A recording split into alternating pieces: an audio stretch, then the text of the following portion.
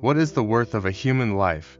It's not in money, not in status, not in the lines of a passport or the noise of a crowd.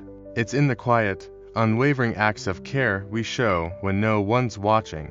In Syria, after an earthquake turned homes into dust, a father pulled his daughter from the rubble with his bare hands. She lived, but he didn't stop. He turned to another heap of debris and said, "There's a family under there, help me." He didn't ask who they were. He just knew they were people. That's humanity. In Gaza, when aid convoys were finally allowed through, drivers cross-shelled roads to deliver food. One woman, an aid worker, stayed despite the risk. When asked why, she said, "Because hungry people shouldn't be forgotten." That's humanity. In India, when COVID's second wave collapsed the hospitals, Sikh communities turned temples into oxygen centers. They didn't ask your name. They didn't check your beliefs. They just said, "Breathe. Live." That's humanity. On the Kenya-Somalia border, villagers shared their last jerrycan of water with strangers fleeing famine.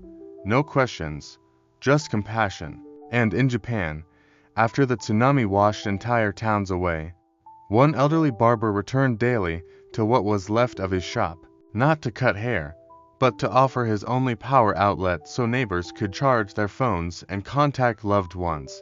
He never left a sign. He just showed up. These stories won't always make headlines.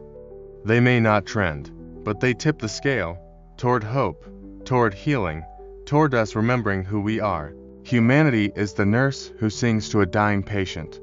It's the man who lifts strangers from a flood. The teacher who stays late to help a refugee child learn to read. It's not about being a hero. It's about being human, fully, bravely, kindly. Yes, we've drifted. We've let noise replace nuance. We've let fear divide us and screens numb us. But humanity hasn't disappeared. It just needs to be lived again, in small, quiet, consistent ways. We must choose it, teach it, protect it. Because one day, it may be your child crying in the dark, your world falling apart, and it will be someone else's humanity that reaches for you. So don't wait for the world to be better. Be the better part of it. Because in the end, the only thing that truly matters is how we cared for one another. That is the worth of humanity, and it is everything.